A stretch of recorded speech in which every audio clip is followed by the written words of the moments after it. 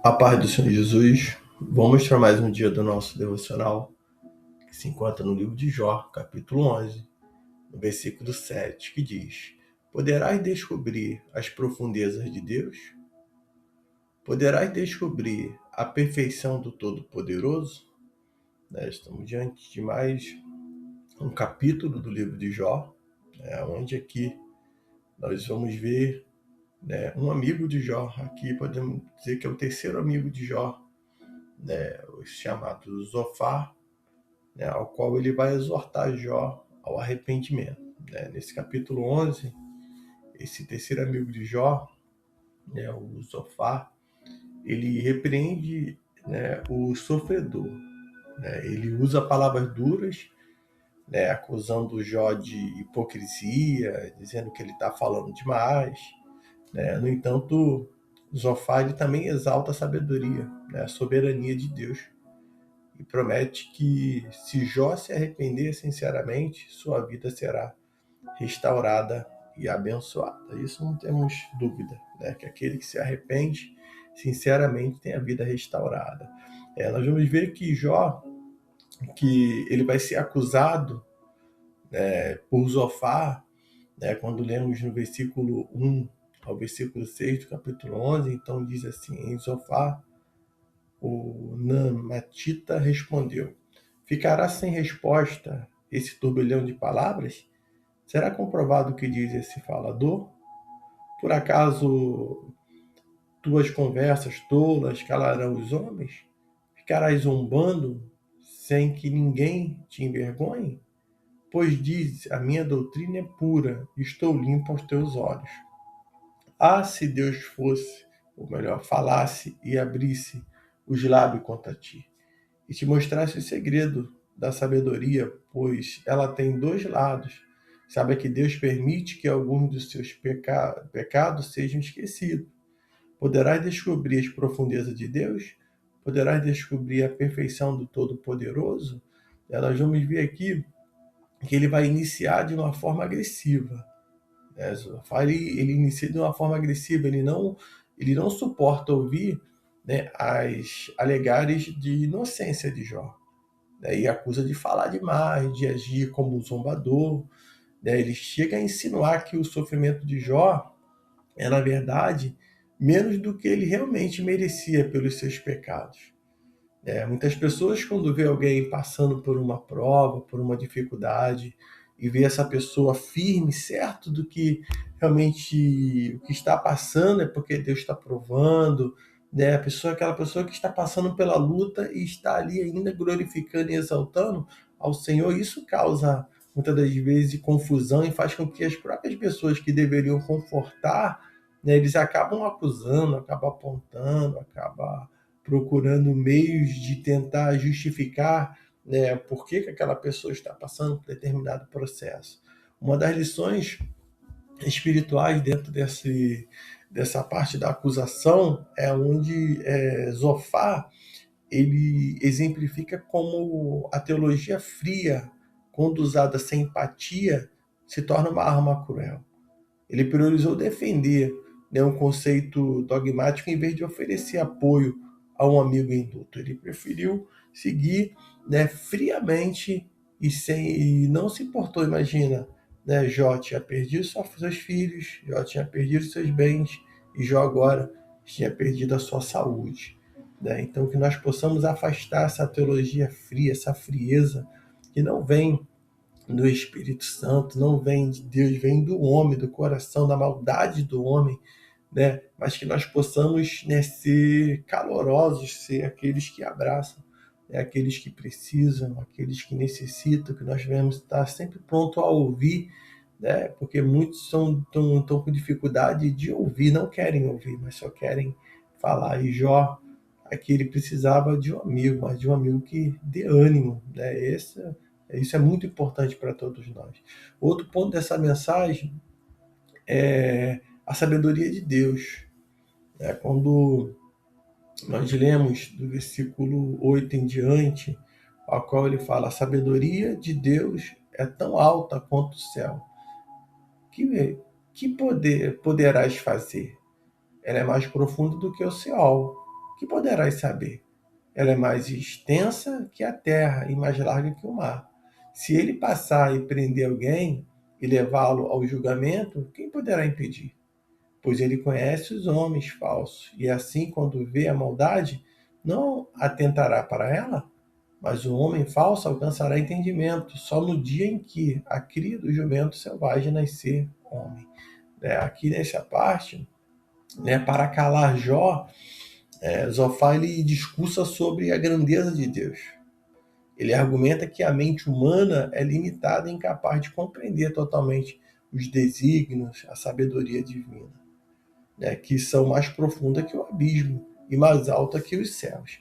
A lição que tiramos dentro desse texto é que, embora Zofar ele estivesse correto sobre a magnitude do Criador, ele usava essa verdade para diminuir a dor de Jó, invalidar seus questionamentos.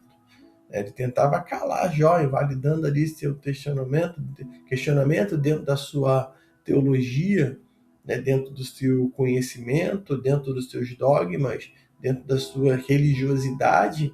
Ele estava ali para poder, usando a palavra de Deus, sendo até correto no que ele fala sobre a sabedoria de Deus, sobre o que realmente, quem é Deus.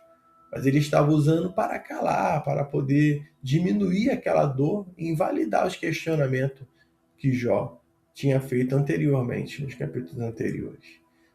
Vamos ver também, a partir do versículo 13 em diante, até o versículo 20, a promessa condicional de restauração. Quando nós lemos, diz: se porém preparares o coração e estenderes as mãos para ele, se lançares a maldade que há na tua mão para longe de ti, não deixar a perversidade habitar nas suas tendas, então levantarás o teu rosto sem mácula, estarás firme e não temerás. Pois se esqueceres do teu sofrimento, tu te lembrarás dele apenas como de águas passadas.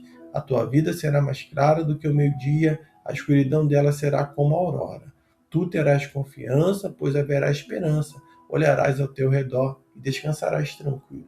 Tu te deitarás e ninguém te amedrontará. Muitos procurarão obter o teu favor, mas os olhos dos ímpios desfalecerão.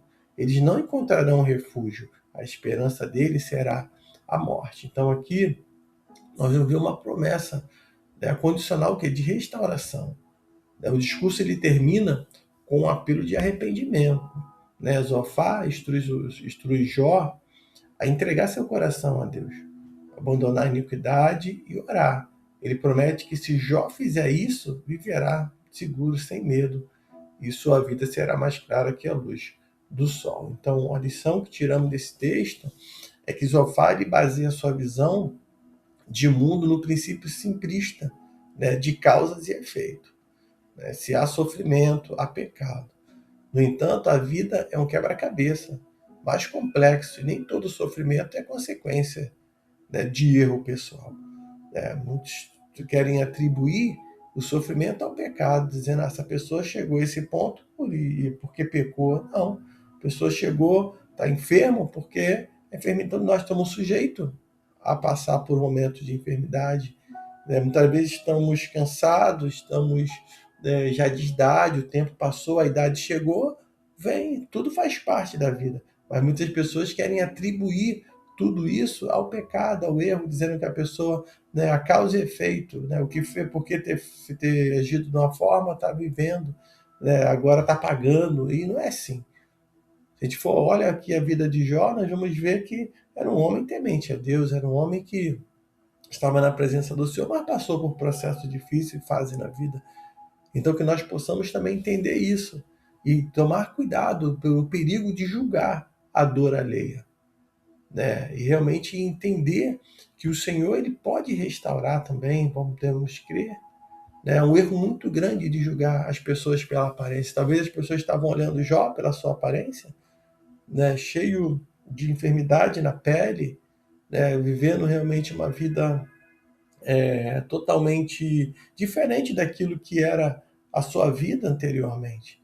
Então precisamos ter cuidado, de não nos tornarmos como Zofar, Zofar moderno, apontando o dedo, encontrando justificativa simplista para a dor do nosso próximo. Que você nesse dia possa ficar com essa palavra e que você possa entender que todas as coisas cooperam para o bem daquele que ama o Senhor. Tenha certeza que todo o processo que nós passamos é para glorificar e exaltar o Senhor. Não tem, né? Isso não quer dizer porque nós pecamos, porque está em pecado. Não é isso. Muitas das vezes não vamos passar por dificuldade, vamos chegar em certa fase da nossa vida que nós precisamos ter a certeza de que sem Deus não dá.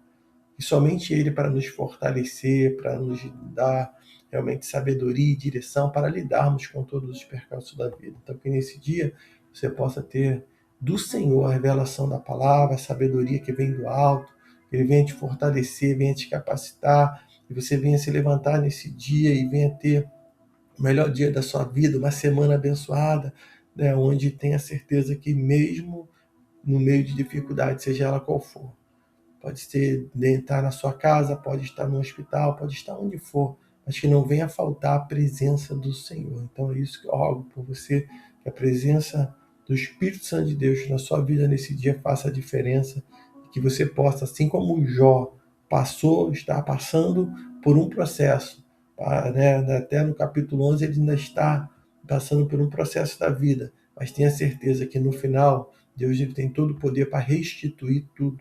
Ele tem poder para restituir a alegria realmente da salvação, aquela alegria que só vem do Senhor. Ele é aquele que pode colocar a paz e dar a paz que excede todo entendimento, aquela paz que no meio do sofrimento as pessoas vão olhar e falar: como pode?